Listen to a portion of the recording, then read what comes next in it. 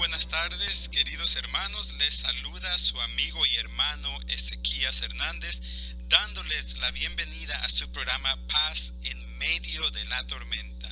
Como ustedes recuerdan, en las últimas semanas habíamos estado hablando del uso de la tecnología, de cómo criar a nuestros hijos y todo eso. Y no terminamos ese tema, pero vamos a cambiar de tema y vamos a hablar un poco de lo que es la violencia, la agresividad y cómo nosotros como cristianos podemos o debemos o no debemos responder. Cabe mencionar que este tema puede ser un poco controversial y puede ser que cada quien tenga sus propias definiciones e ideas, porque hay versículos en la Biblia en donde claramente se dice que pongamos la otra mejilla. Hay otros versículos donde dice que no resistamos al mal, antes al que te hiriere tu mejilla diestra, vuélvele también la otra.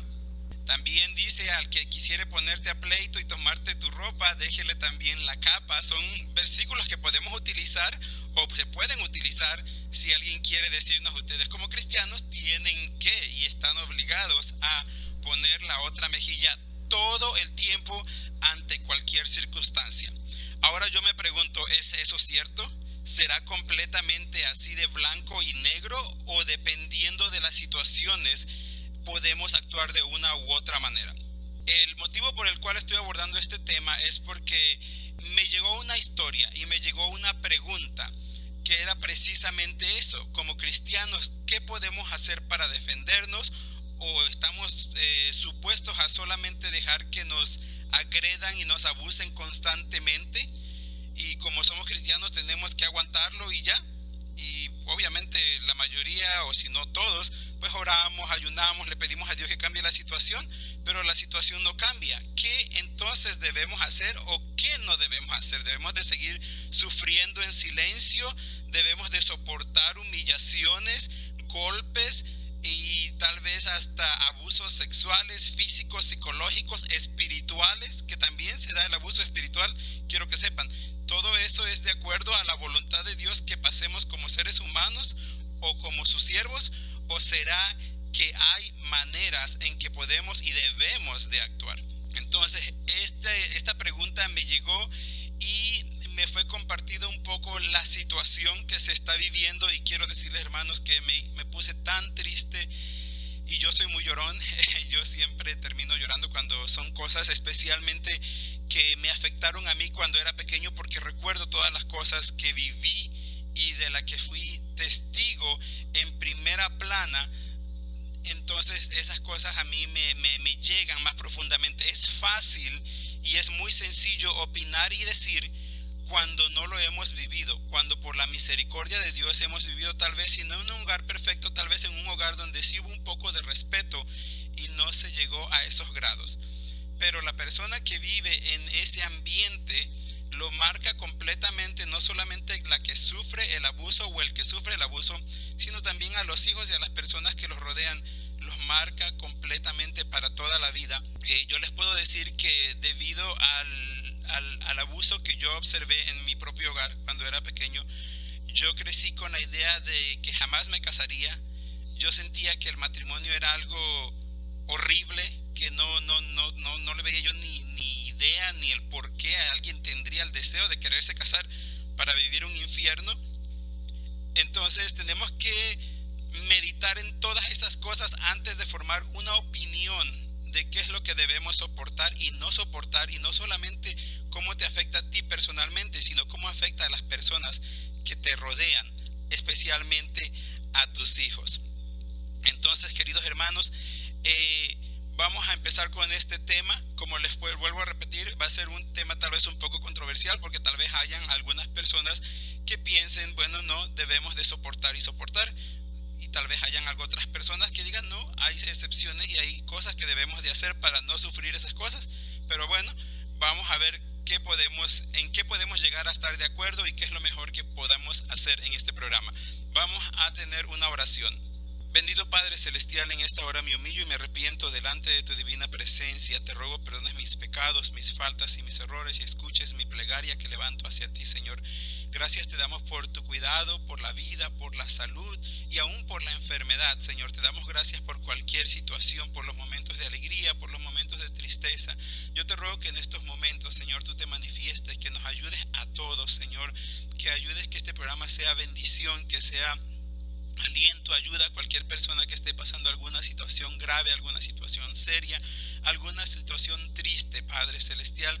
Que sea tu Espíritu Santo el que nos dé el entendimiento, el que nos dé la gracia, el que dé las palabras, el que dé el consuelo y la fortaleza, Señor, para enfrentar y hacer las cosas que tengamos que enfrentar o hacer, Señor, primeramente, Señor, para honrar tu santo nombre, para beneficio de nuestras almas y beneficio de nuestra iglesia y de nuestra comunidad, Señor. Bendice a toda la audiencia, Señor. No nos dejes y no nos desampares. En el nombre de tu Hijo amado, te lo suplico todo. Amén. Bien, ya hemos presentado ante Dios este programa y hemos invitado su presencia. Cabe mencionar, hermanos, que nadie, absolutamente nadie, hay verdades que son absolutas y hay verdades que no son absolutas. En mi opinión, las dos cosas que voy a mencionar en este momento son absolutas. Número 1, nadie, absolutamente nadie, es más responsable y tiene el mayor interés en tu vida y en tu seguridad que tú mismo.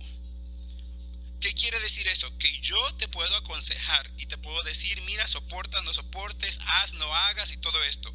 Pero realmente tu seguridad no es mi prioridad. Yo te puedo amar mucho tal vez y puede ser hasta mi propia hermana, lo que sea, pero mi prioridad número 1 es mi propia seguridad y mi propia integridad física.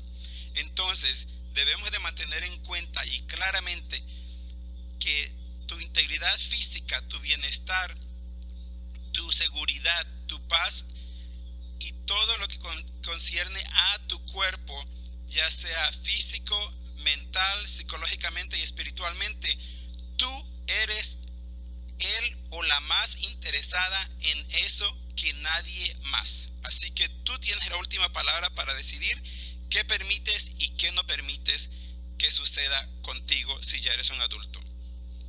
Número 2.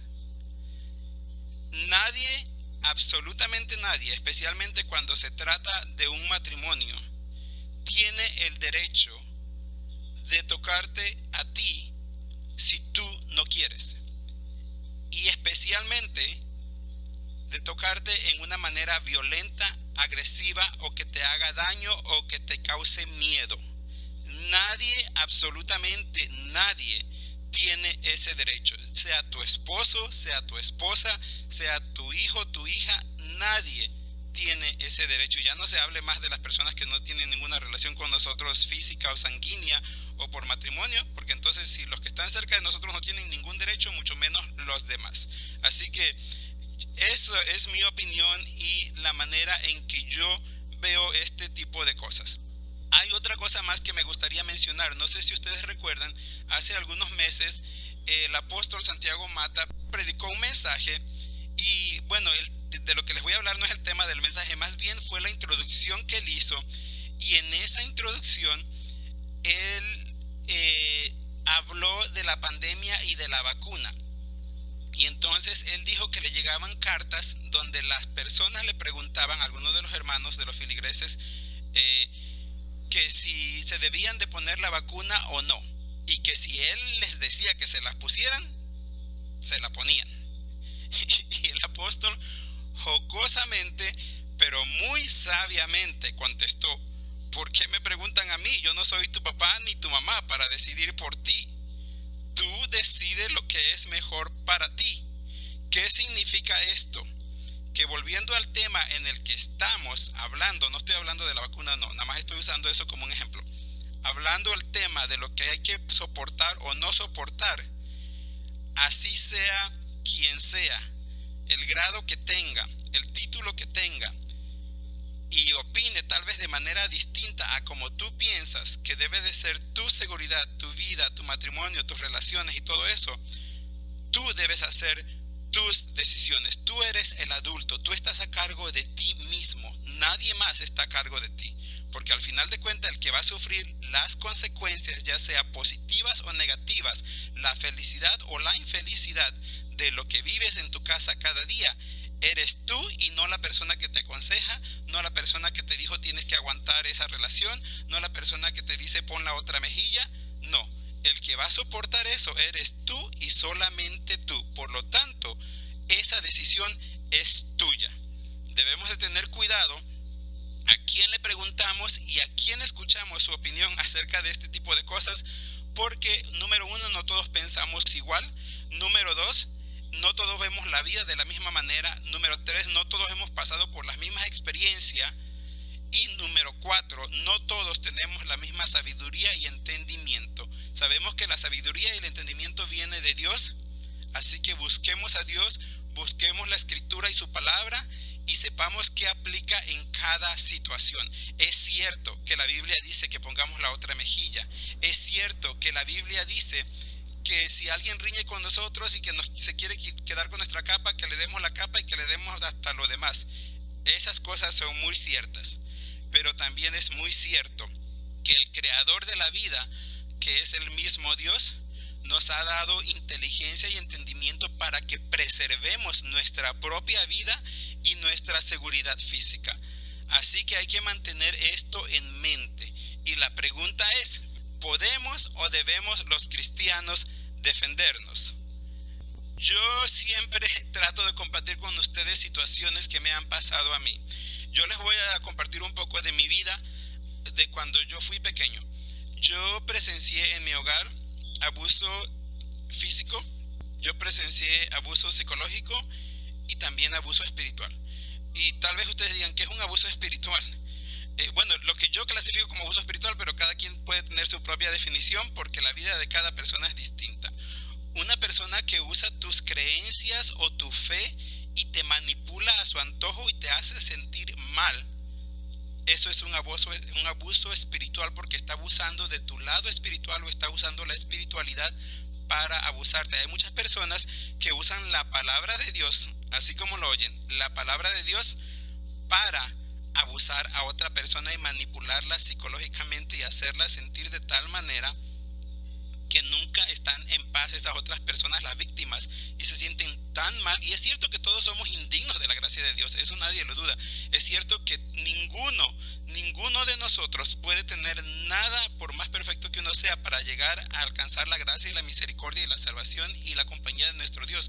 Todo es por gracia, pero eventualmente cuando entendemos la gracia sentimos paz, sentimos agradecimiento, sentimos tantas cosas que trae ese entendimiento que vivimos felices en la vida espiritual. Pero hay personas que te hacen sentir tan poca cosa, tan basura, tan indigno, tan lleno de demonios, y son palabras que a veces usan así, casi como lo acabo de mencionar, que sientes que prácticamente te vas a ir al infierno aunque estés tratando de servir a Dios fielmente y aunque estés viviendo la vida cristiana, no sientes paz porque te están abusando espiritualmente y están transgiversando las escrituras para aprovecharse de ti. Cada mente tiene diferentes motivos el por qué a veces son así, pero no importa el motivo, el asunto es que esas cosas son malas, el asunto es que no tienen derecho a hacer eso y que es un ciclo que se crea en las relaciones o en las parejas o en las familias o en el tipo de relación que sea. Ok, vamos a empezar leyendo un poquito un escrito que habla precisamente acerca de qué dice la Biblia acerca de la defensa propia. Podemos ya tirar todos los versículos que querramos al principio de que tenemos que dar la otra mejilla, que tenemos que dar la capa, que tenemos que prácticamente hacer lo que tengamos que hacer y el caso es dejarnos. Pero en este caso vamos a empezar con esto. La Biblia no da ninguna instrucción global sobre la defensa propia. Pareciera que algunos pasajes hablan del pueblo de Dios siendo pacifista, como lo podemos ver en Proverbios 25, 21 al 22, o Mateo 5, 39, o Romanos 12, 17. Son versículos que podemos ver donde el Señor nos aconseja, Jesucristo nos aconseja cómo responder a a las agresiones, a los maltratos y cosas así. Sin embargo, hay otros pasajes que aprueban la defensa propia. Y aquí es donde debemos de tener la inteligencia y tener que hacer nosotros nuestro propio juicio y pedirle a Dios que nos dirija para saber dónde, cómo y cuándo aplican estas cosas. Entonces, ¿en qué casos la defensa personal es apropiada? Esa es una pregunta que tú debes de hacerte a ti mismo. Les voy a comentar una situación que yo viví no hace mucho tiempo. Como en todas las situaciones, como en todas las familias, y hay un dicho muy popular que parece que era un programa de televisión o yo no sé qué era, porque ese sí nunca lo vi, pero parece que había algo que se titulaba "Sucede hasta en las mejores familias". Y a veces hay problemas aún hasta en las mejores familias, y mi familia no es la excepción, aparte de que no es la mejor. Bueno, me refiero no la mejor en sentido de que no somos perfectos. Para mí sí es la mejor porque yo amo mucho a mi familia, pero no somos perfectos como familiares o como familia. Entonces, hace un tiempo sucedió una diferencia entre mí y un familiar. Entonces, se envolvió una tercera persona que está envuelta con ese familiar, pero esa persona, legalmente hablando, no tiene ninguna relación con nuestra familia ni con mi familiar, pero de alguna manera está envuelta en la vida de este familiar. Entonces esta persona, estamos hablando de personas que son o fueron de nuestra iglesia, ¿ok? Entonces esta persona se envolvió en la diferencia o en el problema que estaba yo teniendo con mi familiar y me contactó se tomó la libertad de contactarme directamente y, entre otras cosas, me amenazó y me dijo que yo tuviera cuidado en cómo yo manejaba el problema que estaba teniendo con mi familiar, porque si no lo hacía, si no tenía yo cuidado, él iba a hacer algo. Bueno, o sea, no importa los detalles de lo que iba a hacer, el asunto es que me amenazó. Yo tengo, número uno, yo tengo mi propia integridad física y mi seguridad que tengo que cuidar. Número dos, yo tengo mi casa, que son mis hijas, mi esposa, y yo no puedo vivir con una amenaza que sepa que esté rondando mi casa. Ahora, si estuviéramos en tiempos de la persecución, que son gente diabólica declarada y que odian a los cristianos y que los van a matar, eso es otra cosa.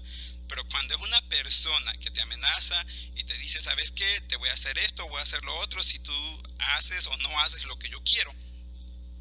Entonces, también tuve que tener en cuenta de que yo soy líder de la evangelización en mi iglesia local, transmito en la radio y trabajo en otras cosas de la iglesia donde ocupo un lugar donde pues muchas personas me conocen, y eso tiene hasta cierto punto un peso en mí, de la manera en que yo me comporto, de la manera en que yo actúo, de la manera en que yo respondo a las diferentes situaciones.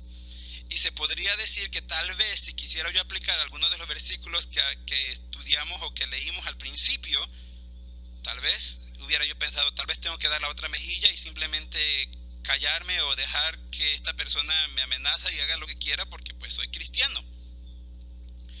Pero número uno, la otra persona también es cristiana o fue cristiana y conoce las escrituras muy bien. Número dos, precisamente haciendo uso de eso me dijo, y dicen que son cristianos y dicen que son esto, y bueno, me empezó a enumerar todas las virtudes que se supone que tienen los cristianos, pero las virtudes que les convienen a las personas que son abusadoras.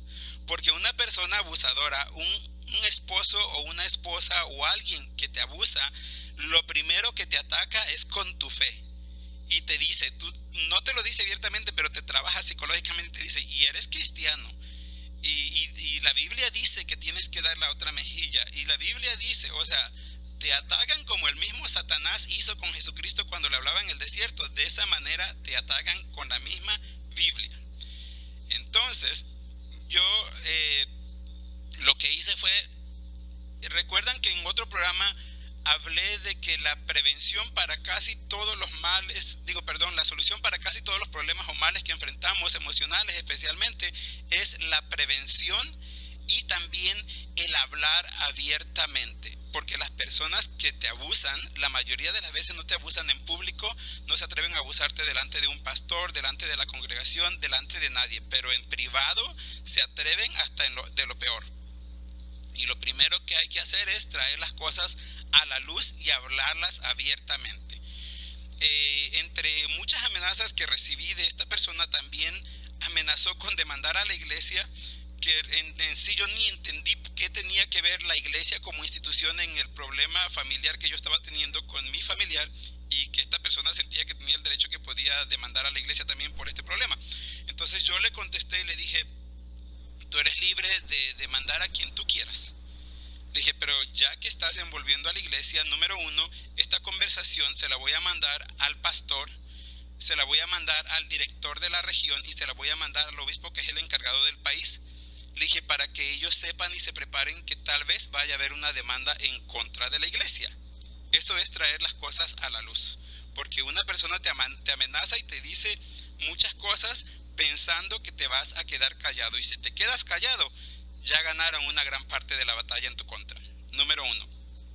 Entonces, los abusos que uno sufre en casa o donde sea, es mejor hablarlos y decirle a la persona, o decírselo en frente de otras personas: ok, tú quieres este problema o tenemos este problema, vamos a aclararlo en la luz. Y luego también le dije: si tú me vuelves a mandar, número uno, tú no tienes nada que ver con mi familia, tú no te tienes que inmiscuir en los problemas de mi familia, pero ya que decidiste hacerlo, te voy a decir yo que si tú me vuelves a mandar un mensaje de este tipo amenazándome, ese mensaje se lo voy a llevar a la policía. Aquí en Estados Unidos, gracias a Dios, toman muy en serio también esas amenazas. Si alguien te llama por teléfono o te manda textos amenazando, puedes llamar a la policía, reportarlos, y ellos lo investigan y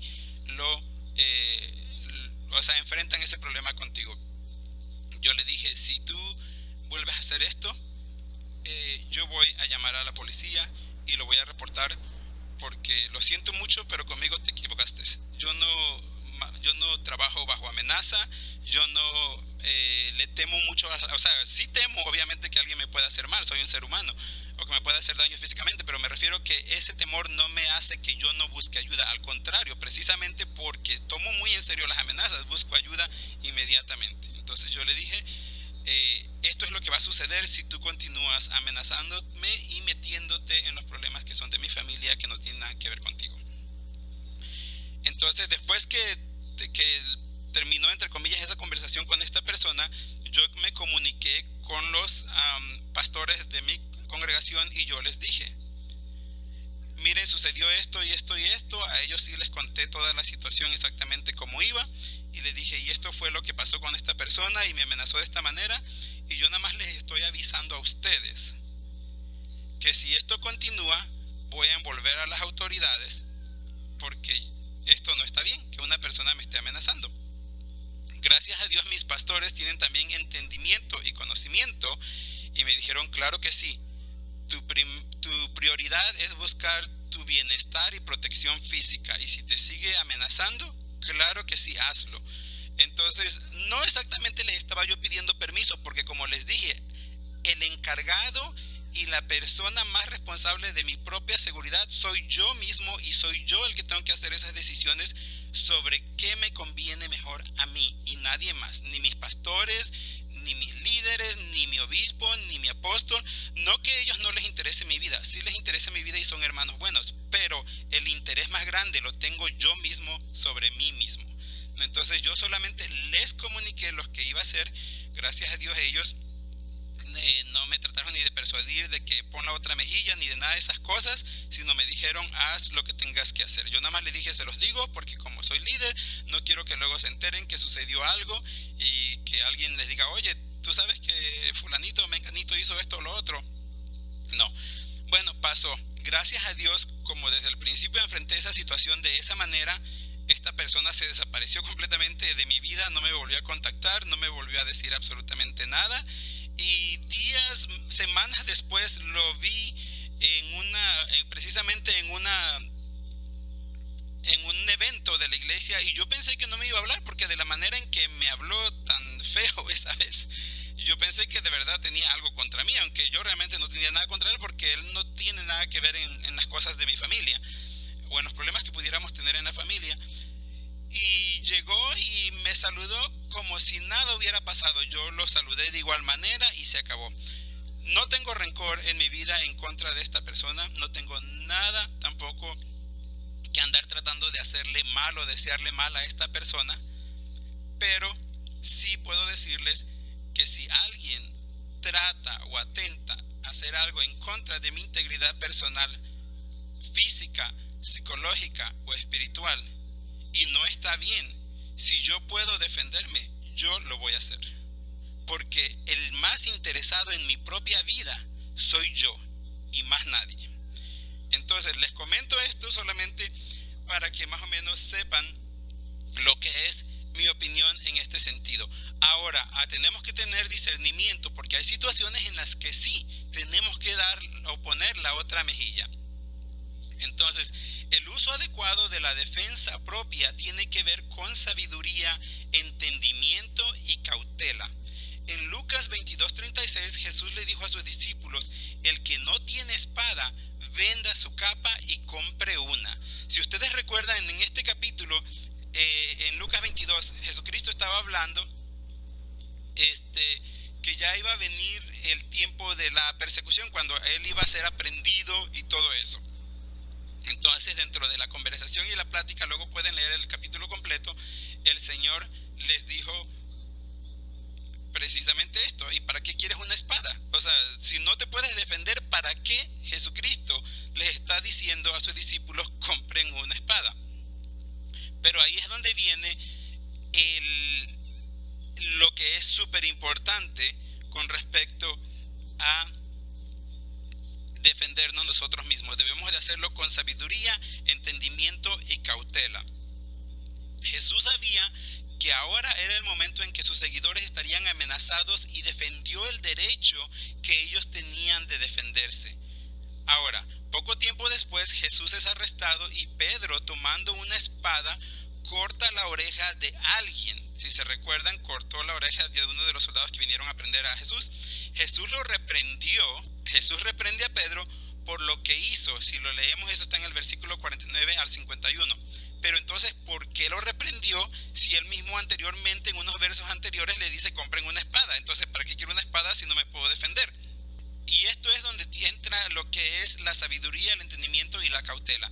En su afán de defender al Señor, Pedro estaba obstaculizando la voluntad de Dios.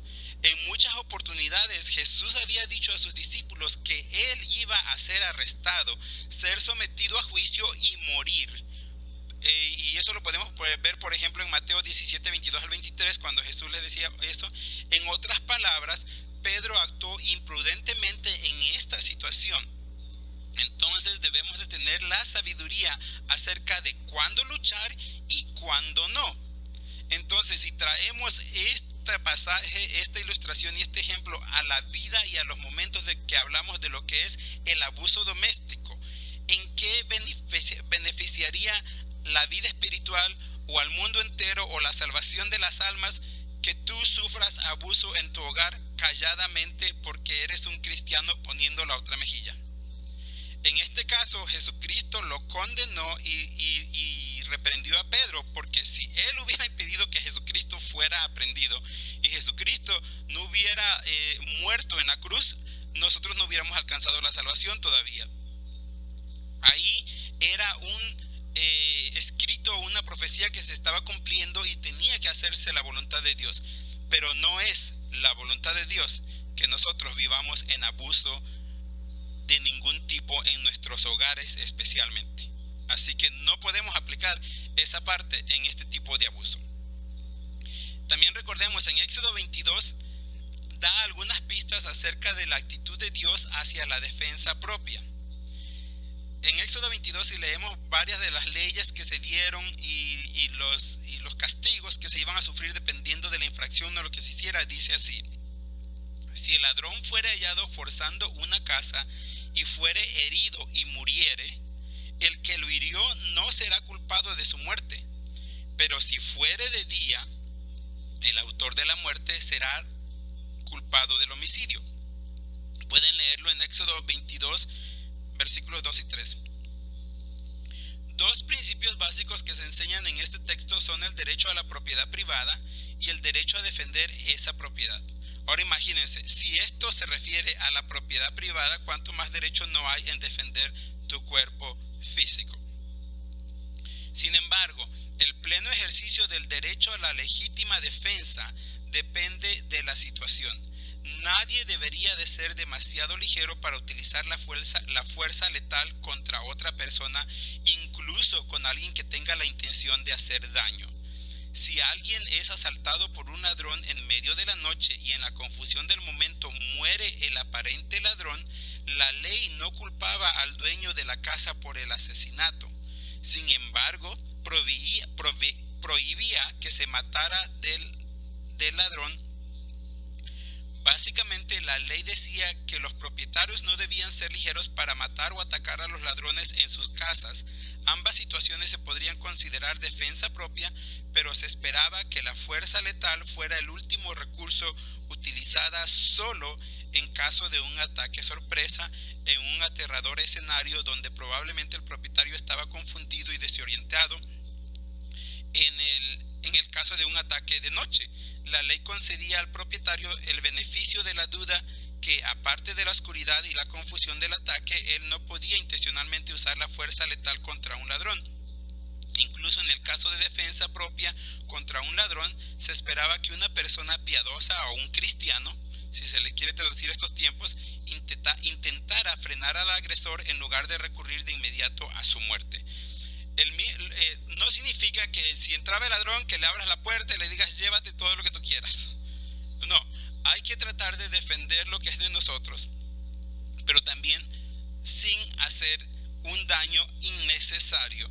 Y ahí es donde entra una vez más lo que es la sabiduría, el entendimiento y la cautela para enfrentar cada problema o cada situación que uno vive.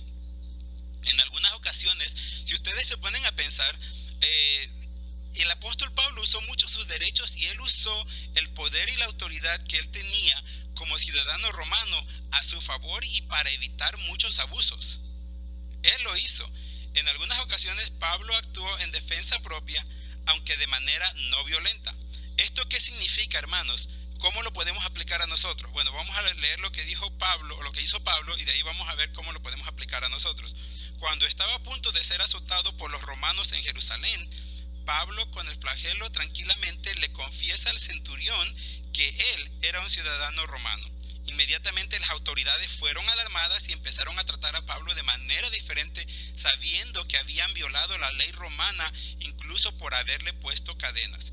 Pablo había utilizado una defensa similar en Filipos después de haber sido azotado, a fin de lograr una disculpa oficial por parte de aquellos que habían violado sus derechos. Y esto lo podemos leer en Hechos 16, 37 al 39. Ahora, ¿cómo podemos traducir esto al mundo actual? Si en tu país, si en tu ciudad hay leyes que te protegen, hay leyes que te apoyan para no sufrir el atropello, no es anticristiano que tú uses esas leyes para protegerte. No es anticristiano que tú llames a la policía para que detenga un abuso físico que está sucediendo en tu casa todo el tiempo. No es anticristiano que vayas a la policía a denunciar a una persona que te está haciendo daño, que te hace vivir en terror y en miedo. No es anticristiano. Es correcto y tenemos el derecho a hacerlo. También podemos ver en otra de las parábolas la insistente viuda en la parábola de Jesús que se mantuvo golpeando la puerta del juez con su súplica que decía hazme justicia de mi adversario, o sea de mi enemigo. Eso lo podemos ver en Lucas 18:3. Esta viuda no se iba a dar por vencida y dejar que su enemigo se aprovechara de ella. A través de los canales apropiados cursó la legítima defensa. Nosotros a través de los canales apropiados, porque claro, sería anticristiano que yo te dijera compra un arma y si la próxima vez que te vuelva a hacer daño, mátalo. Eso es anticristiano, eso no le agrada a Dios, eso no es usar cautela, ni sabiduría, ni entendimiento. Pero si tú estás viviendo en una situación así, usa los derechos y los beneficios que Dios ha puesto cerca de ti en tu ciudad y en tu gobierno para protegerte. El mandamiento de Jesús de poner la otra mejilla, como nos dice en Mateo 5:39, tiene que ver con nuestra respuesta a los desaires y ofensas personales. Algunas situaciones pueden exigir legítima defensa, pero no represalias de la misma manera. O sea, legítima defensa, y es donde viene la diferencia, hermanos, la palabra defensa y la palabra represalia. Jesucristo, el cristiano, nunca debe de hacer represalias en contra de nadie, no importa que tan grande sea la ofensa, el daño que nos hayan hecho. Eso definitivamente no está en los planes de Dios, a Dios no le agrada. Represalias es como quien dice vengarnos, cobrárnoslas, ponernos a mano. Todas esas maneras las podemos describir, pero sí debemos, si podemos, defendernos, protegernos, cuidarnos. El contexto del mandamiento de Jesús es su enseñanza contra la idea de ojo por ojo y diente por diente, que está en el versículo 38. Nuestra defensa propia no es una reacción vengativa a un delito. De hecho, muchos delitos simplemente pueden ser asimilados en tolerancia y el amor.